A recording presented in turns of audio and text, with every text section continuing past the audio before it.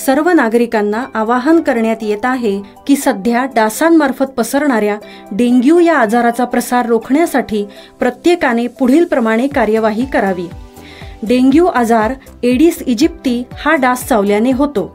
या डासांची पैदास साचलेल्या किंवा साचवलेल्या स्वच्छ पाण्यामध्ये होते। 8 दिवसांपेक्षा जास्त दिवस पाणी उघडे व साचून राहिल्यास त्यात डास अंडी घालतात। अंड्यांच्या अळ्या तयार होऊन पुढे डास तयार होतात। यासाठी आपल्या घरातील पाणी साठे उदाहरणार्थ बॅरल्स, पिंपे, टाक्या, हौद, रांजणे इत्यादी दर आठवड्याला रिकामे करून घासून पुसून कोरडे करून पुन्हा भरावे। 1 दिवस कोरडा दिवस म्हणून पाळावा। पाणी साठ्यांना घट्ट झाकणे बसवावीत किंवा जुनी साडी, चादर, धोतर यांनी बांधून झाकून ठेवावीत, म्हणजे डास त्यात जाऊन अंडी घालणार नाहीत। घराच्या गच्चीवर, आजूबाजूला, अंगणात कोठेही पाणी साचू देऊ नये।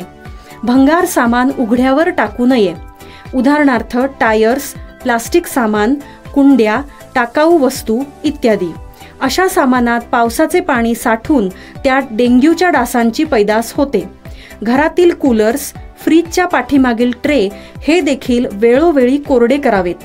लक्षात ठेवा, नुसत्या फवारणीने डास घनता कमी होत नाही, तर त्यासाठी डास पैदास ठिकाणे नष्ट करणे ही आपल्या सर्वांची जबाबदारी आहे। कोणताही ताप अंगावर न काढता जवळच्या शासकीय रुग्णालयात मोफत औषधोपचार घ्या। अशा प्रकारे नागरिकांनी सहकार्य केल्यास डेंग्यूचा प्रसार रोखणे सहज शक्य आहे। धन्यवाद।